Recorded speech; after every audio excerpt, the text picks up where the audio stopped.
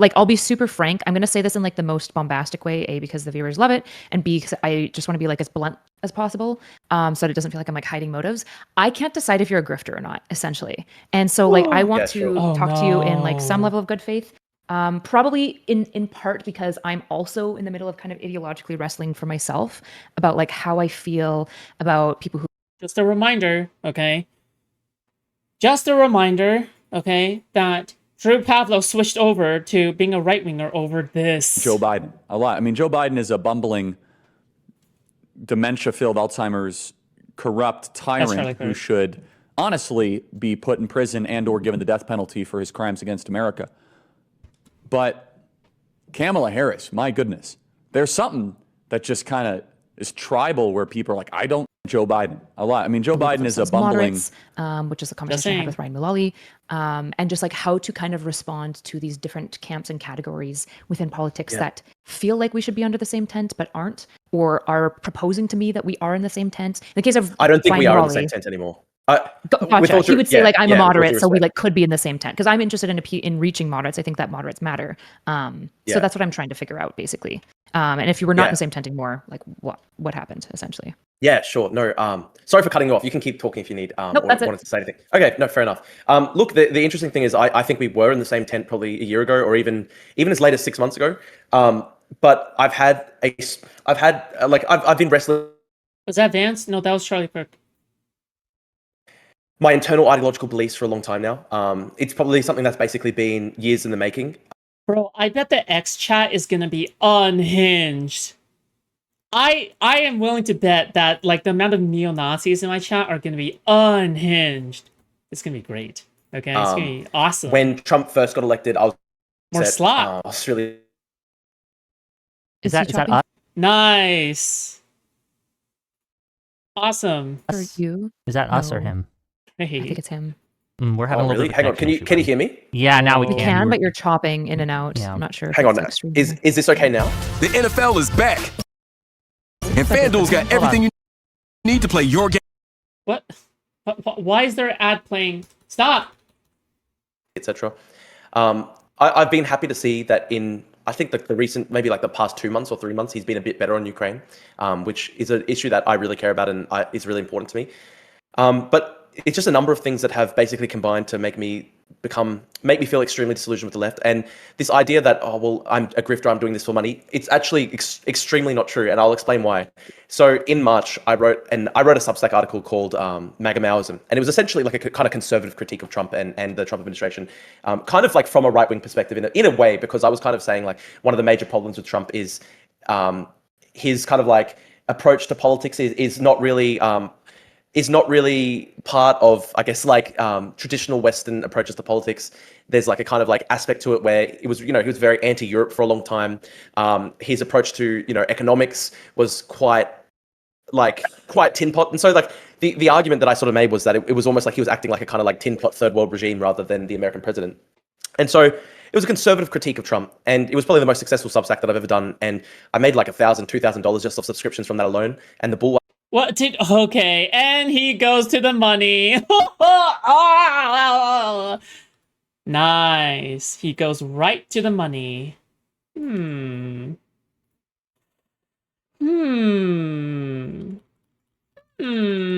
Why did your mind go right to the money?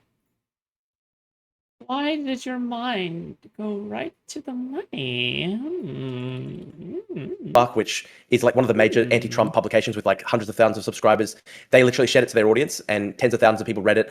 And I was invited onto the Bulwark podcast with Tim Miller and Cam Kasky. And at that point, I was like fully within the sort of liberal tent. And I could have just kept on I could have just been like a sort of like a kind of like liberal conservative critic of Trump in a way. And probably made a lot of money doing that because like there's heaps of money. Money again. Oh, sorry. Okay, so sorry. He's just addressing the allegations. Okay. And sort of like the Bulwark, and there's heaps of money and sort of like that kind of Lincoln Project type conservative critique of Trump. I could have made a lot of money doing that, and yet I've gone the other way, and I've in fact lost a lot of friends because of that, and lost a lot of my audience because of that. And you could say, well, you're grifting, but the reality is like I actually had pretty large scale personal consequences for that. Like I lost a lot of friends. I lost I literally lost subscribers and stuff like that to my stuff because they didn't like the fact that I'd gone a bit more conservative. And dude, it's just because just for my edification, do sure. you consider yourself MAGA Yeah. now?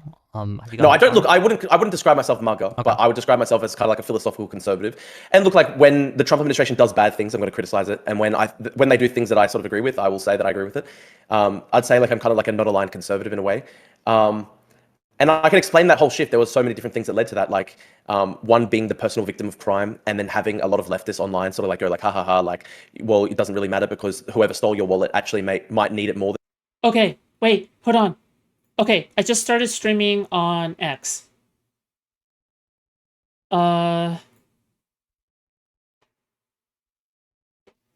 Okay, wait, hold on. Is this actually working? Dude, fuck me. This shit is so scuffed, dude. Dude, that would be crazy! This media cannot be played? Why? Oh my god! I see the picture, though! Holy fuck! Ay, ay, ay. Stop! Okay, wait, I'm just... It's not playing. What? Why is it not working? It's gay and homosexual.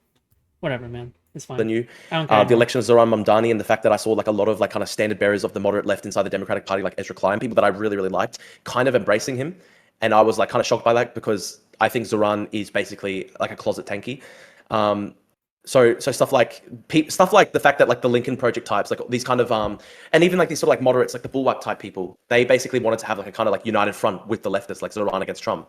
And that was hard for me because I was kind of thinking like, I kind of agreed more with Gary Kasparov. Gary Kasparov basically said like, if you want to try and create this sort of like popular front against Trump, but you're going to be doing it with people who are like borderline tankies, you're going to push a lot of moderates to just the conservative position. And something like that kind of happened to me because I look at Zoran Mamdani and look, his actual individual policies like free bus fares. I don't have a problem with free bus fares. There's nothing wrong with that. But it's more just the stuff like when he spent literally years talking about abolishing prisons and spent years literally talking about like, you know, Western civilization being this terrible thing that's like a sort of force for evil colonialism and racism in the world. It's just, for me, there's a major personality difference between me and somebody like Zoran Mamdani. And so like these are the sorts of things that combined, I think, for like, and there's heaps more stuff like that as well. Like another really big one was, I promise. yeah, right? Yeah. So that's like a kind of like brief overview. And I would very much sort of like defend myself from the claim that I'm a grifter because I could have made way more money as a sort of like Lincoln Project type conservative critic of Trump, but like I just sort of follow I'm pretty familiar with the Bulwark. I work with a lot of the like kind of senior researchers on it. I've like talked to Bill Crystal before, so I'm definitely familiar with the Bulwark. The idea that they just have like lots of money to like throw at like content creators is just not like, necessarily really the Bulwark, not necessarily the Bulwark, or the not Lincoln necessarily the Project. Bulwark, not necessarily that. All I'm saying is like. What I'm trying to say here is like, look, I gained heaps of followers. I gained heaps of support from those types of that part of the left or that part of the sort of moderate community. And I could have kept on going down that path and positioned myself in that way and probably done quite well for it. But it's just, I'd have a different philosophical change of heart. Okay. But yeah. Gotcha. Yeah. So, yeah, I understand that you've had like a lot of loss. The issue is that like you can lose a lot of things and still grift because you value other things, right? Like if you're somebody, for example, who values money more than you maybe value principles, you might say, well, I've lost a lot of people who followed me. Not that I'm saying that this is you. I'm just saying like general, like a Jackson Hinkle character. By the way, I just want to say anybody can say this. Like, especially if you're a grifter, like an actual grifter, like you could have said, well, I could have made more money as a leftist, or I could have made more money as a rightist, right? Like anybody could have said that, right? Like it doesn't really matter all that much in actuality, right? Yeah, it's just a complete, it's just a completely useless thing to kind of fixate on. Yeah. Okay. Jackson Hinkle might say, well, I value my principles a lot and stuff like that, but fundamentally, he wouldn't say this out loud, but like money would matter more to him than these things. And so even Dude, I barely make any money. I barely make any money. I'm just saying, I barely make any money. Stop. Yeah, sorry, you go. Yeah. Sorry, I'm not saying that you've made money. I'm just giving a Jackson Hinkle example, right? Okay, fair enough. There are like underhanded things. So I'm not saying that you've made a bunch of money. It's possible that you've gotten like Twitter attention. I have no idea. I think the issue is that like when we think about grifting, I think we only think about grifting in like the lens of like a Tucker Carlson character who's like knowingly lying about Dominion and is talking to his friends about lying, but does it anyways for like attention, right? That's just a liar to me. That's not really like a grifter. I guess it's kind of a grifter, but a grifter to me is somebody who like shifts over time because there is like attention and appeal in like one direction. So I think like when you look at like most norm is audience capture grifting? I don't even know if like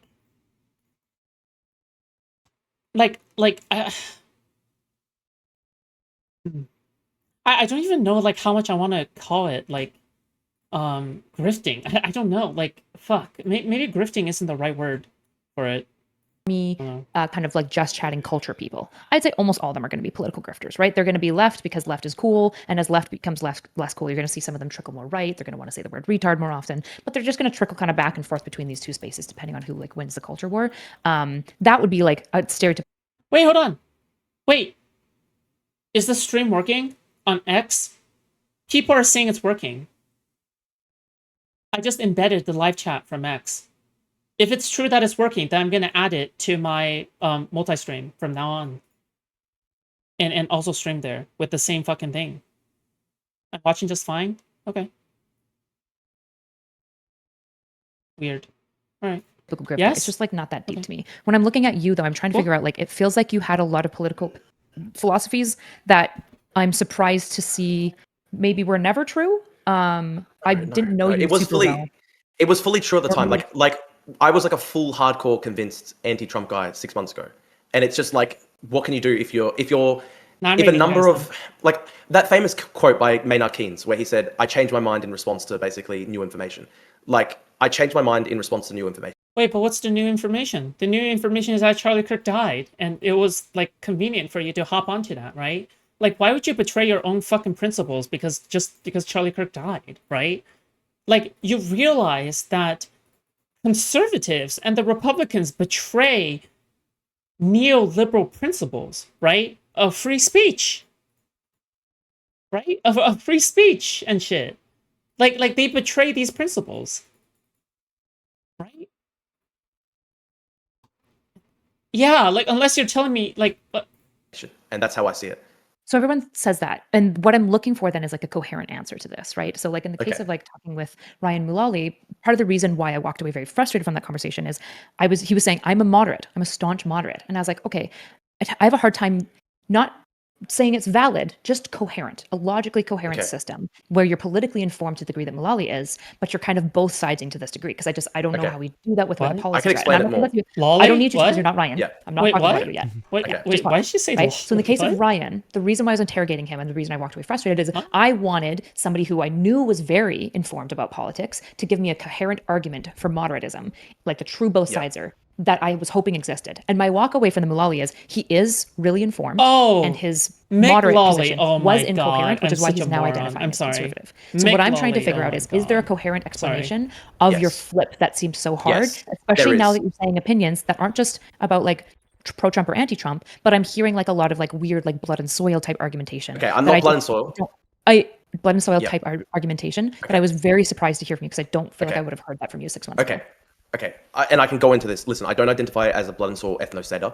I do think that there is something to the arguments made about heritage Americans, heritage British people, heritage Australians, etc. And I can go into this. I think probably the thing that has been most influential in crushing my sort of prior liberal worldview. And listen, you were mentioning somebody who defined themselves as a moderate. I don't define myself as a moderate anymore. I define myself as a philosophical, civilizational conservative.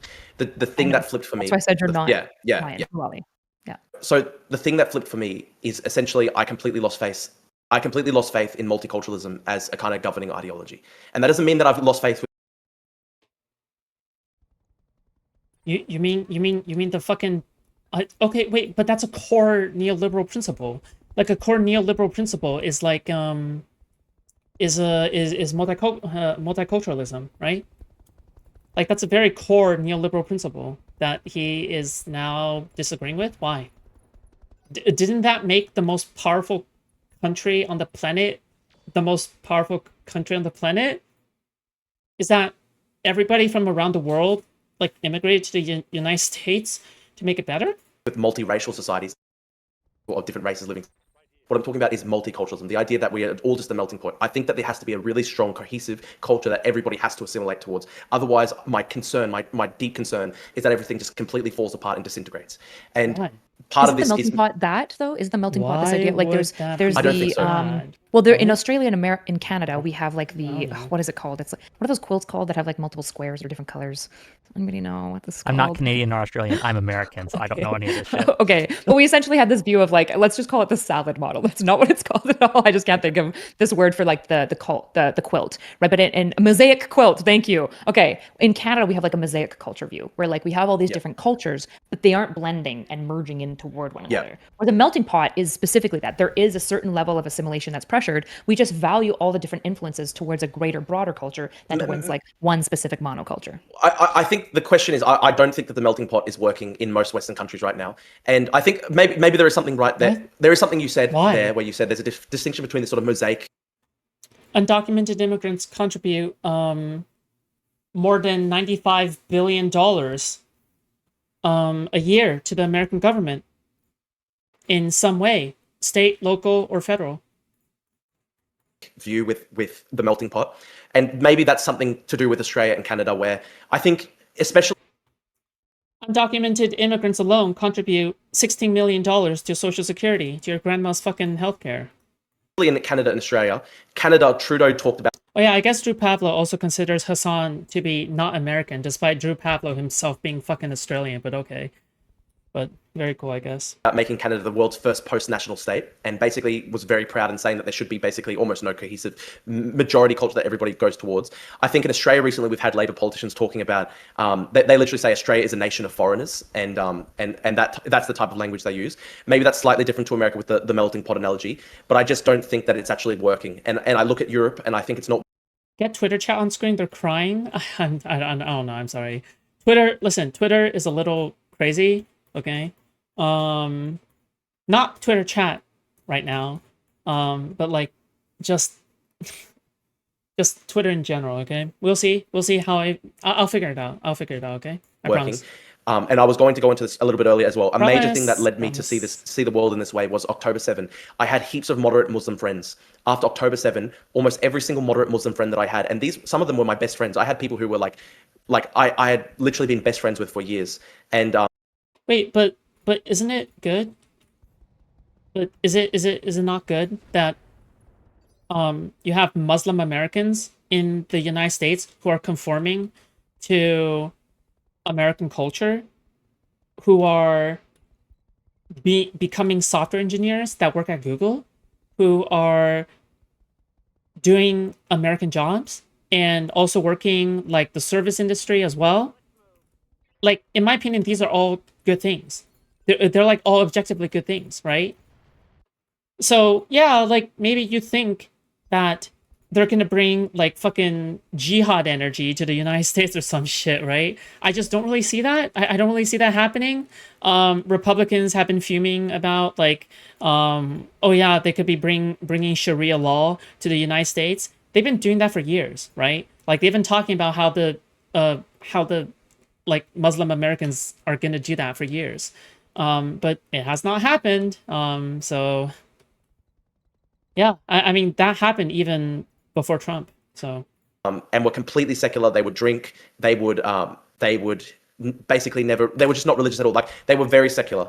And after October 7, some of these friends of mine became really radical and ended up literally supporting Hezbollah, Hamas, marching at rallies next to Hezbollah flags and stuff well, it just sounds like you have bad friends. like that. And that is something that like shattered me very deeply. Basically seeing people that I was really close friends with embrace full sort of hardline blood and soil anti-Jewish type ideology from the left, from the extreme left.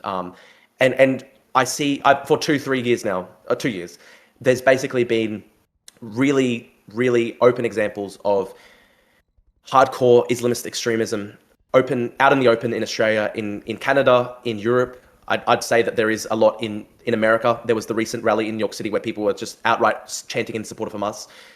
This stuff has really shattered my faith in multiculturalism. The fact that I had friends who were basically fully assimilated and were fully... Bro, dude, he's going back on like every single possible principle, right? Like he's going back on every single possible principle that he's ever had. But like that are important, like that he held really fucking strongly before, I feel like. But okay, I mean... secular, basically barely religious at all. And then after October 7, they went and started supporting. Like, by the way, this is as close of a 180 that you can go, right? Like, this is as close of a 180 that you can go. Like, I think it's crazy. A martini, shaken, not stirred. Multiculturalism doesn't work, says man living in functioning multicultural society. True, Meku. Thank you so much for the 5 Australian. Thank you. Also, I just want to say, like, this is not helping. This is not helping the aesthetic of lefties accusing liberals of being Republicans in disguise, right? Like, this isn't helping. This isn't helping. Like, fucking leftists saying that we're all like a bunch of fucking, we're all a bunch of fucking Republicans. It's just, fuck me, you know? I don't know. Hezbollah and would now have hardcore sort of Islamist beliefs. So this sort of stuff contributes to me losing faith in multiculturalism. I think as well, like part of this as well is I have become much more concerned about demographic issues. And so here's what I would say, right? If you look at Britain, in Britain, Destiny's debating this guy Mohammed Hijab in 2 weeks' time at Oxford Union, and Mohammed Hijab is like he's billed by the Oxford Union as like an Islamic thinker, like he's supposed to be this kind of like mainstream, interesting, like intellectual, whatever. If you go to Mohammed Hijab's Twitter and stuff like that, he's like openly basically said, "We are going to try and outbreed you." Like that's literally his words. He literally says, "We're going to try outbreed you in the West." Now, that's supposed to be a guy who's like a mainstream Islamic thinker or whatever. He's openly saying that on his Twitter, and I look at. Oh come on, that's funny. Come on. Not only is that, bro, I feel like that is the kind of thing that I would say to piss off white people who are like white supremacists. I feel like that's literally the kind of thing I would say against white supremacists, right? We're gonna outbreed you. Martini, shaken, not stirred. W at Mega 666 TV. Yo, Bui, thank you so much for the $3.50. I appreciate that. Thank you. For example, the fact that there was the recent synagogue terror stabbing in Manchester, and in the wake of that, there were very, very like prominent Islamic figures in Britain who were supposed to be moderate, who basically started saying stuff like, "Oh well, Israel brought this on themselves because they did all these atrocities, and therefore people are just going to get angry and go stab Jews." And this is not just a figment of my imagination. I can point to multiple people like this. A prominent example, for example, would be Bushra Sheikh, who's basically somebody who's in the media all the time. She's supposed to be sort of like a mainstream moderate figure in British discourse. And she literally, her first reaction to the stabbing of all Jewish people at a synagogue in Britain was to say, "Oh, well, Netanyahu's the real one at fault because he created all these tensions." And now, here's the thing. If she's probably supposed to be one of the most assimilated and moderate voices in the British Muslim community, and she's Oh yeah, another reasoning I would add to my argument on why he's like grifting, or like on whether or not he's grifting or not, is that if you actually look at his Twitter, right, it's the rage bait is obvious. Like, it's really obvious that it's rage bait, right? Like it's to farm Twitter impressions on purpose, right? Like every single. I mean, everybody farms impressions, right? That's obvious, right? But the thing is that he gives off the game a little bit too hard. Let's just put it like that, okay? He gives off the game a little bit too hard. Yeah. He's basically immediately making excuses for a horrific terrorist attack. Then I'm just really concerned for the long-term trajectory of British politics. So, for example, the Muslim community in Britain is about 7% of the population. If at 7% of the population, mainstream moderate voices in that community are justifying terrorist attacks that openly, what happens if it's 30% of the population? Okay. I think that's a genuine question to ask. I think we, I don't want to interrupt you, but I do want to make this a conversation rather than like dueling monologues, right? So I want to make sure we facilitate like a flow there. If you had anything for this, Erudite, go for it. Otherwise, I have a couple questions. Erudite better start screaming. I'm just going through your Twitter because I just want to find some examples where I feel like your tone shift was like pretty much immediate. It wasn't. I sent you. Hold on, I gotta pause you. Pause you because you've been blabbing for a lot, and I want to hear you out. I just want to be able to get my full thoughts out. Guys, yeah. My experience with you has been that like you've always been kind of like a rage poster on Twitter, which is fine. Like whatever. I can assure you, the last thing I'm going to do is judge people for their Twitter presence. However, it was a pretty consistent theme. It seemed like mostly liberal coded, kind of like anti-Hassan, but like also very anti-Trump. Kind of like consistent. And then it basically seems like at the Kirk assassination, there's like an overnight swap. Well, I'm not. I can go into it a bit more. So I believe you that you are saying that maybe you had this internal shift, right?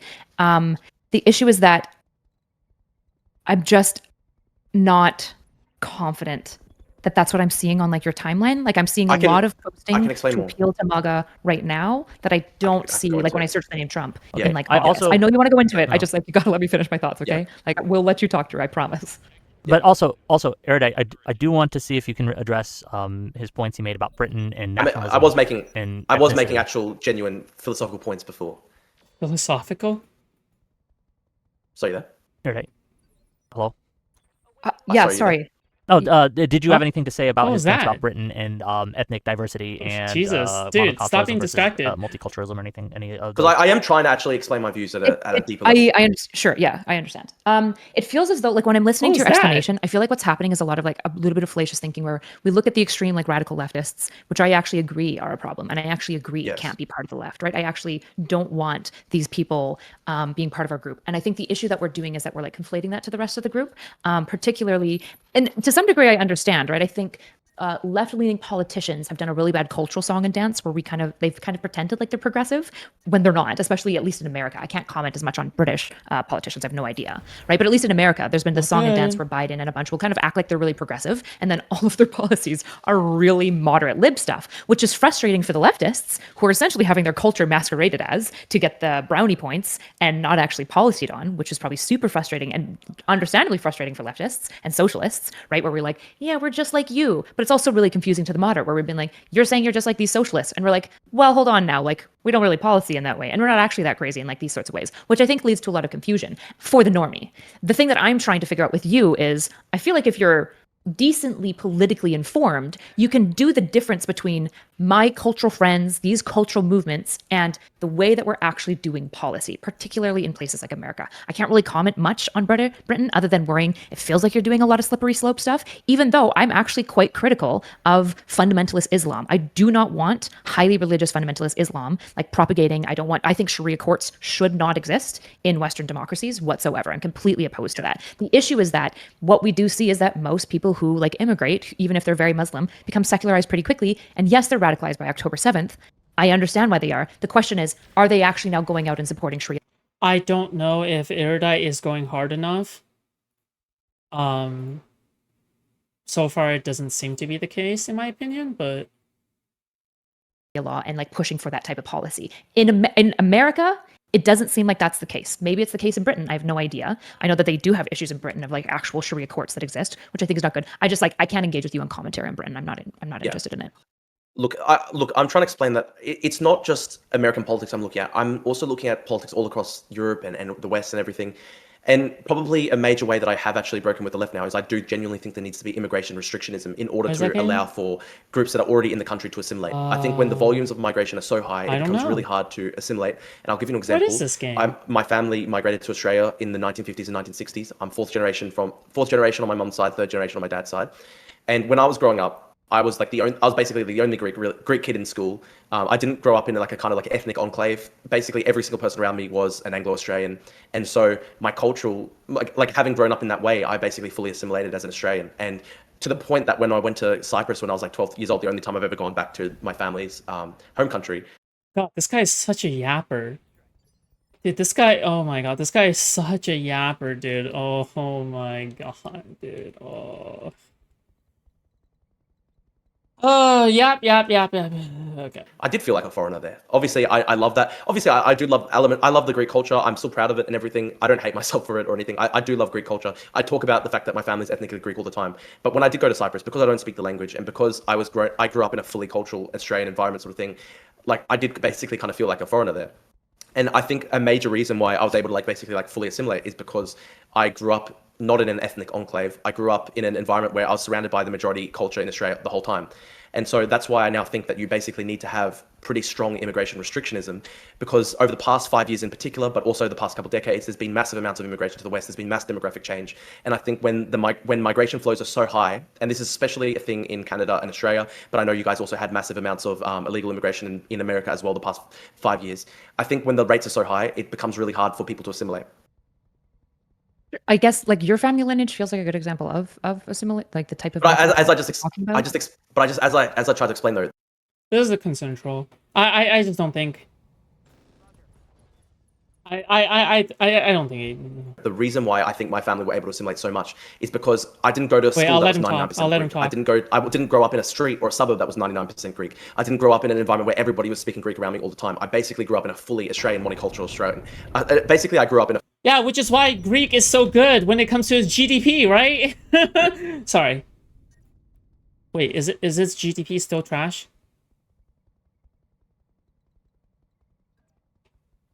I don't know. Okay, that part doesn't matter. But why is Greece not the most powerful country on the planet? Wait, hold on. Why is North Korea not the most powerful country on the planet?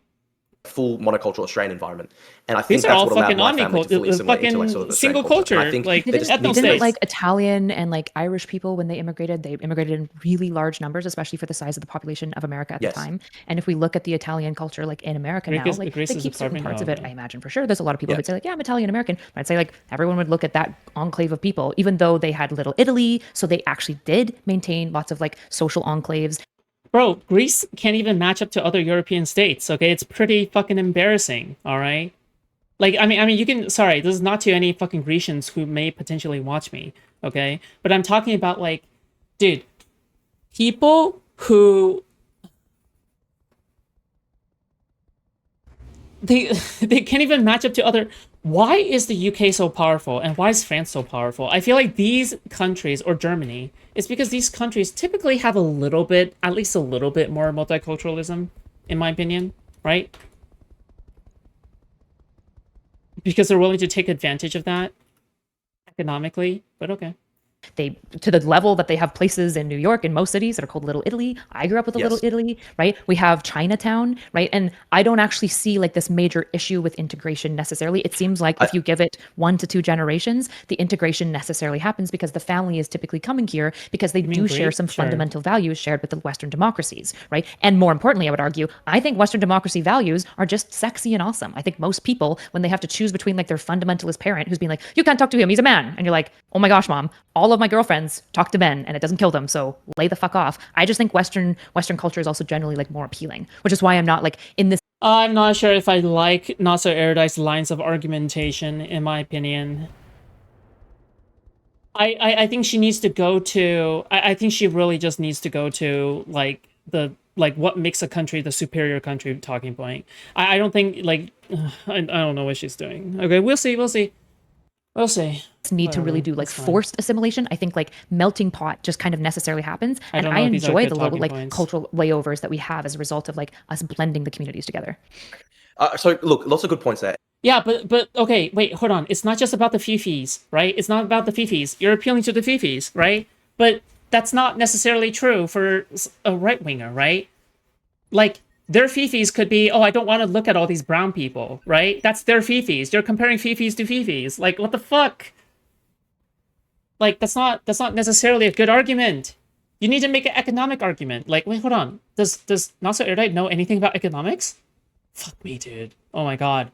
Did she do any research? And I want to respond to all of them. One, I want to say, I do actually enjoy as well, like parts of the blended culture. So, for example, we all like when the fajitas be sizzling, right? You know, yeah, sure. That. Look, I'll give you an example, right? Like, I think the Vietnamese community in Australia is a great community. They all came out after the Vietnam War because they were anti-communist and they didn't want to be persecuted by the Vietnamese communist regime. And I think they've integrated really well into Australian society, and to the point where, like, for example, like banh mi's are like are a really like famous part of the kind of like Australian tradie diet, which is like, you know, construction work and stuff. So I do like parts of the cultural blending, okay? What I really don't like, and this is one of the big difficulties, I think, is that you do get some of the cultural blending, but sometimes the underlying values are still so different. So I'll give you an example. Like, a lot of my Muslim moderate friends, like, their attitudes, I guess, towards, like, you know, marriage and all these things, maybe they did become a bit more westernized on this stuff. But then...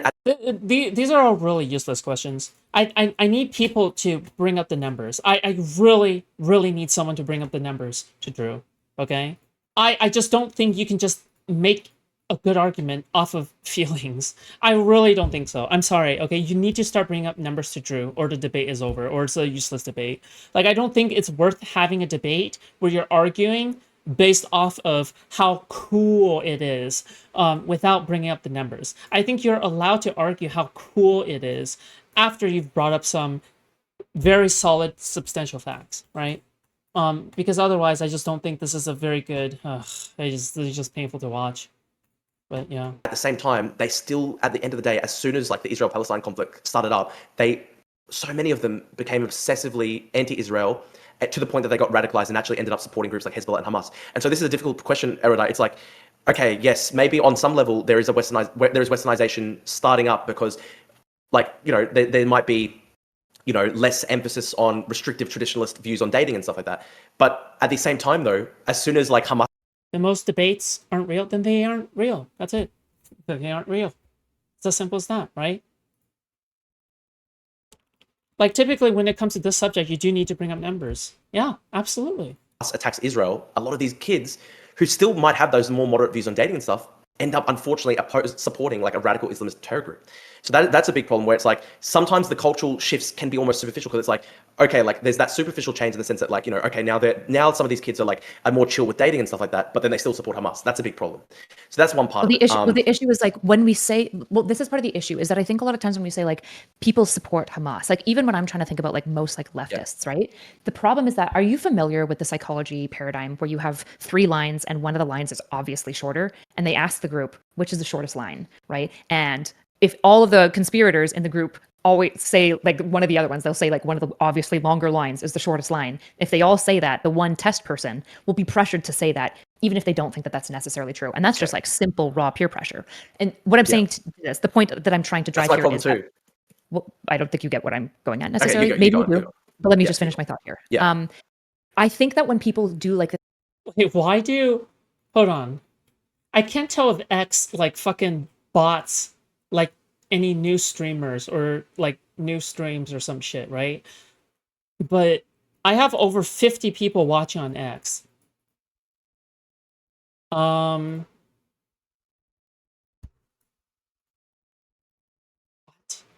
That makes no sense. I wonder if Elon bots like this thing like, who knows, you know, supporting BLM or supporting Hamas or supporting any sort of political movement. I think it is fundamentally puddle deep for like 99% of people. And I think that there's caution that we should throw at that, right? How long did it take the Japanese when they were sending in soldiers to China to go from like living with their mothers and never having shot a gun to stabbing babies with bayonets in Nanking, right? I think in Nanking that took 30 days. There's actually a soldier who talks about it. Within 30 days, I was cruelly and heartlessly stabbing babies with bayonets, right? And so this fear of like, well, radicalism can happen so quickly, I think is bounded, but also we have to look at the fact that the live chat for Twitter, the live chat for X seems to be active though. It doesn't show up for me. You're live on Twitter. Oh, well, I don't know then. But it is active. It does look real, I think. So over time, consistently, our societies are not going that direction. And I'm not opposed to girding against it, which is why I say things like Sharia law should not be imposed. I don't think it should be allowed in America. I don't think, for example, that like you should be able to beat your wife and not have that be charged as an assault. I just think it is assault, and I don't care if like people might say that that's just like the necessary punishments of marriage. Don't care, not interested. It just is assault, right? I actually think that all of this happens really naturally and organically. And these puddle deep kids that are supporting Hamas, the issue is that you put them there. There's a very good chance that they don't, right? There's a good chance that most of these kids screaming about how much they love Hamas or how much they're super happy that Kirk is dead or how excited they are for the civil war to punch and bleed out Nazis, right? These people can't live without DoorDash for 2 days. They're empty and soulless in what they're saying. And I can understand being disgusted by it. What I can understand is shifting political philosophies as a result of it. Okay, look, all good points, and I'm going to try and to avoid myself jutting in because it's a bad habit that I have when I do streams. I'm going to try and write down my points so that I remember them without butting in. So sorry about that, Erudite, so far. Okay. So a couple things here. The peer pressure point is a good point, and unfortunately, that is also what I saw with my friends. So I had a Muslim friend who was like my best friend for years, and he had a law degree from Australia's top law school. He was a really smart guy. He basically had the exact same views as say like a Destiny type person, or like you, or like a liberal type person. So he'd like read The Economist, all that sort of stuff. We basically had the exact same views on all this stuff. Dude, anecdotes mean nothing. Like, anecdotes literally mean nothing. Like, what? Dude, oh my god. I fucking hate these anecdotes, dude. I actually hate... Dude, can someone just, like, bring up the number? You know what? I'm just gonna search up the numbers. Whatever. And What I saw was the peer pressure. Like, so when October 7th happened, I remember he opposed it. He said it was disgusting. And then I think what happened is that he started receiving peer pressure from other people in his community, basically saying, you're a race traitor. And I think his views started shifting because he was placed under so much peer pressure. So that is, again, it is actually a really big problem, Erudite, because it's like... Can I pose you a question? Yeah. One last thing. One last thing. I was going to quickly say, like, I understand your point that maybe these people don't really believe it. It's just a product of peer pressure. But it's still really bad that there are these peer pressure dynamics happening inside Western countries to support really radical groups. So I would agree with that. Yeah, the question that I basically pose to you is that friend that's pressured in these ways, how likely are we to believe that when like something happens where maybe they have to go and kill Jewish people, are they going to get on board with that, especially if they're in America or in Australia? Yeah. And I think the answer is very, very unlikely. It's actually very unlikely. In fact, we see, at least in the last 30 years, typically it's more anti-government sovereign citizens and Boogaloo movement people who are more likely to be radicalized to the point of physical violence, right? This is an interesting thing about right-wing radicalization. It's at least in the last 30 years, their bark has meant a bite was behind it more often than left radicalism. That doesn't mean that either radicalism is good, but there is this interesting like paradigm that's happening between these two things. And so while you're kind of looking at this paradigm and going, we could be 30 days away from these people who are now celebrating Kirk's death to like turning their guns on just an Yes, that is actually how I see it.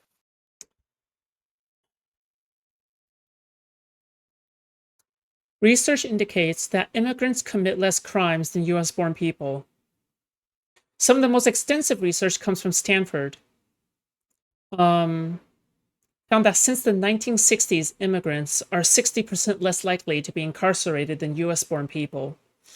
There is also state-level research that shows similar results.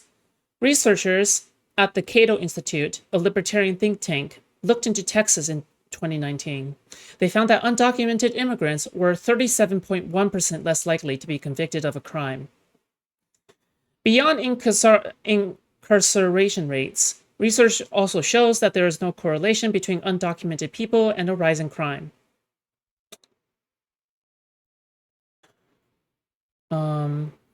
This is NPR. I don't know why NotSoErudite doesn't do research. I don't know why NotSoErudite doesn't do research before a debate, but I find that, frankly, to be unacceptable, okay? She should do better. Here, I just linked it in the chat, okay? I understand that. I understand that that's how you see it. And I'm saying to you, we're not, because we don't have any system top down, the type of shifting to cause, like think about the radical shift that happened for the non-king, or John King. I think it's John King. I keep pronouncing it non-king. Non-king, I believe. See, a bunch of white people say that, and then like non-white people like, it's John King. I could be wrong. I don't know. Look. I don't know, okay? But when you look at John King, it's 30 days feels like no time at all to cause such a radical shift. But when you think about it, 30 days with the amount of change that went on for them, as far as environmental context, situation, peer pressure, right? Top-down pressure. It's actually insane, right? And it's nothing like what we have on the left, because we would need to be seeing like left-leaning politicians girdering our group towards saying we should do violence. We should start doing these things. In fact, I don't see any of that from the left. I see a strong girding on the left right now against violence, while they're still willing to say we hate Republicans and they're pieces of shit, right? And so in the case of non-king, we have people who move countries to a group that they have been socialized to hate for probably their whole life, and they are put into a gamified version of killing where they get points and social clout amongst their soldiers, and they're surrounded by a bunch of soldiers that have already deadened themselves ahead of them to the killing and dehumanization of Chinese women and children. And so the process by which they get there is very actually understandable. And I would say to you, we're actually really, really far from that. Thank God. I know. Look, I know that we are far from that. I recognize your point that, look, my worst fears is that it's heading in that direction. And I understand that we're not 30 days out from that, but I think moving in that direction at all is a terrible thing for the entire trajectory of Western civilization. And that's why I've become sort of, in terms of my actual personality, in terms of my actual like philosophy, I'm conservative, because there's a difference between sort of like progressives and conservatives at a personality level. I think the difference is basically that at a personality level, progressives are often thinking, how much better can we make society? How much can we improve things? It's quite a sort of utopian type thing. If we implement the right policies, we can get to this better future.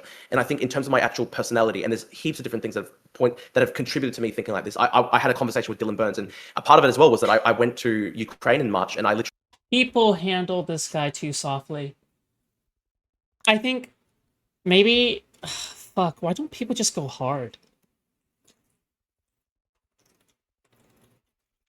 I don't understand. Here's the thing, okay? Ready? I think that the arguments for not going hard is like, oh, you want a discussion, right? You don't want to shut them down from a conversation or something like that, right? However, if you do that the entire time, right? Like, let's just say you start at 0, okay? And you start ramping up your energy throughout the debate, all right? Let's just say, because I don't know how this will go, okay? But if you don't end up at a higher velocity, you know, I just don't think you're pushing back enough, okay? I don't know. I feel like I just wish people pushed back harder and was going crazy and calling them out for shit. But I don't even know if Dylan Burns pushed back hard enough, because I kind of skimmed through it, and I don't think so. I don't think he pushed back hard enough. But he did push back. Actually saw at the front lines horrific atrocities. I saw I walked through the aftermath of an apartment block that had been destroyed by a Russian ballistic missile strike, and I saw still bloody nurses' gloves on the ground.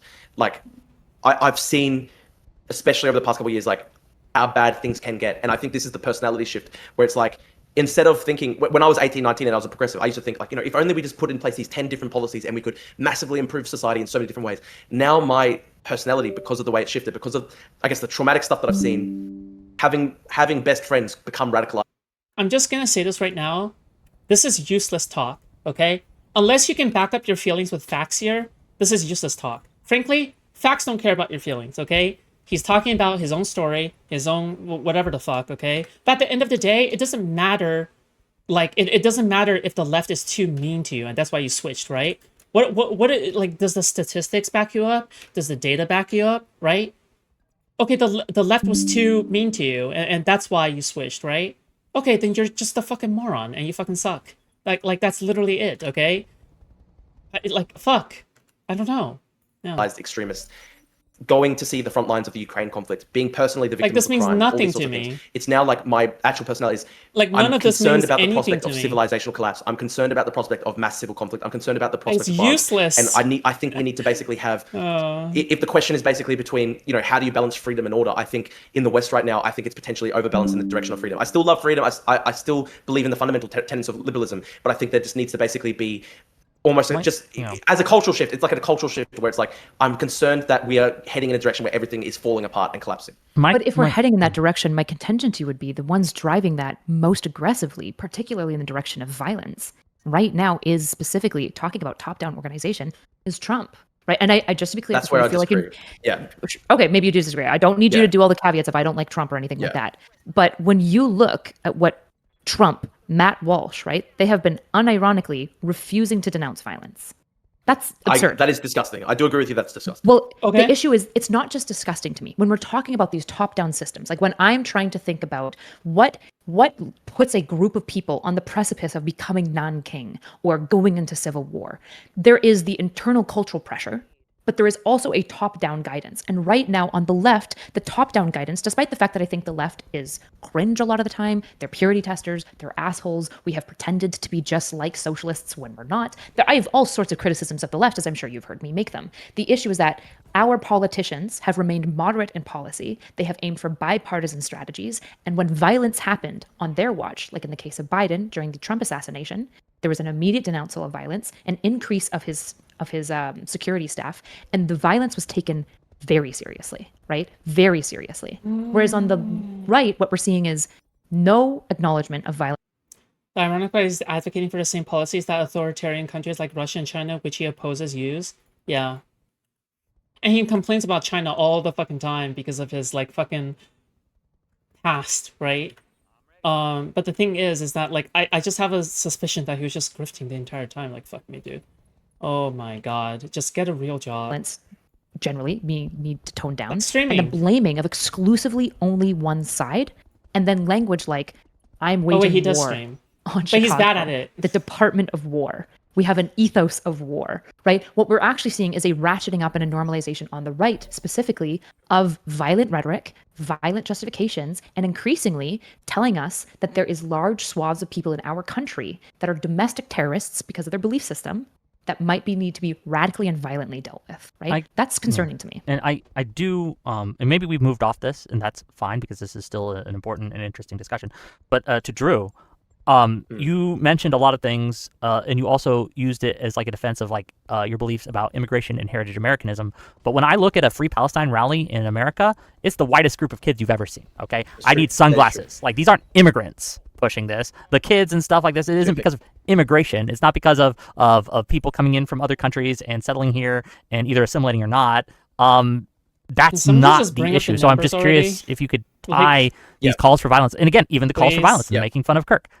Whitest kids you've ever seen, right? You're wearing sunglasses to keep the glare out. These aren't like Mexicans or anything like that. Go ahead, please. Yeah, okay, we'll go into this. I see a comment in your chat that I'll quickly respond to. So it's a guy called Bilal, and he says, I think Drew Pavlou is becoming conservative because for the first time his Jewish instincts kicked in and he feared that Israel will no longer exist. October 17th. Now, firstly, I'm not even Jewish.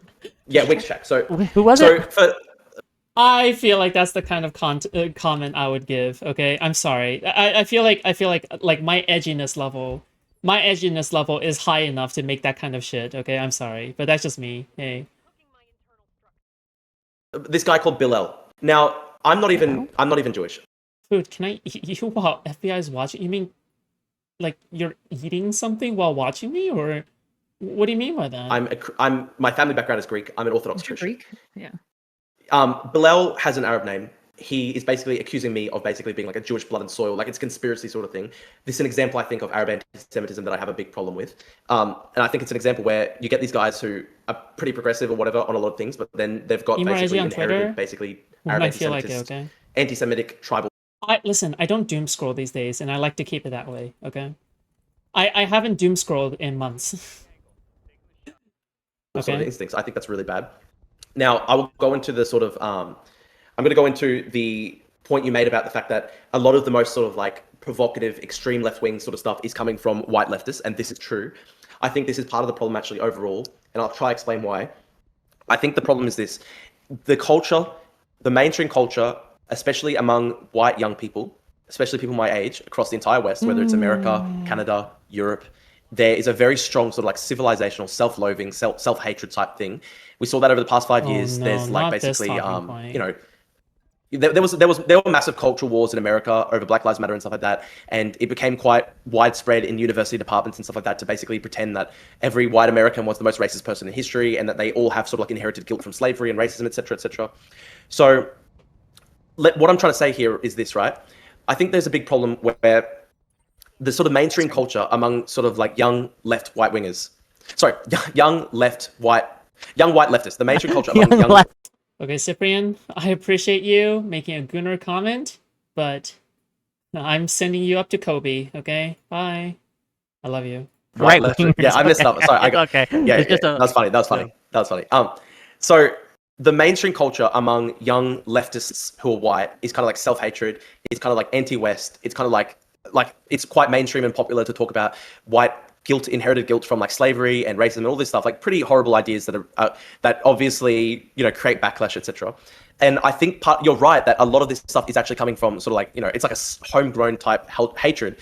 And you're right, but I think this is the problem. New immigrants who come to the country, especially young immigrants, they grow up in that environment. They go to the universities, and all the white people around them hate themselves and talk about white people basically being inherently evil. So that's not the immigrants' like fault. I know. Right? It's not the immigrants' fault. They're assimilating. You're right. Yeah, exactly. But this is part of my problem, right? If there is such a massive culture of self-hatred, and if there's no sort of like, if there's no kind of like cohesive majority culture that's sort of like patriotic and stuff like that for people to assimilate towards, then people will assimilate towards pretty terrible subcultures. And I think that is what's happening, where I said this about Zoran. Like the funny thing about Zoran is that, like, you know, you saw some people, you saw the really radical MAGA far right people say, we're going to deport Zoran, blah, blah. I'm against that, of course. And let me try to explain as well. My opinion on Zoran is this. I think he actually does have some pretty problematic views towards white people. I think he has like pretty negative views about Western civilization, all this stuff. However, I think it actually comes from the fact that he grew up essentially in a very white sort of leftist environment where he sort of assimilated to this culture of sort of like white Western self-loathing and stuff like that. And that is a big problem. And so this is what I'm... Dude, are we ever going to talk about the fact that immigrants tend to be the most socially conservative out of all of them? And they are the ones that are like probably also going to be carrying forward like the conservative religious movement the most? like there's literally nobody more like religiously conservative than a Mexican immigrant. Like I'm sorry. Like these people are like some of the most devout Christians and Catholics I have literally ever seen or met. Trying to say, right? Like if we're taking in massive amounts of people from all around the world, and then the mainstream culture in America and Canada and Europe and Australia is to sort of look down upon the country, think that the country is like sort of like genocidal to the core, it's a racist country, white people have inherited guilt, then how are you going to have a positive story of assimilation? So I think that's a big part of it. And let me quickly go, so that's my first point, and we can talk about that soon, but I also want to quickly go to the MAGA extremism point. I want to first say, listen, I did find like how MAGA responded to like the Paul Pelosi attack, disgusting. I fully condemned that at the time.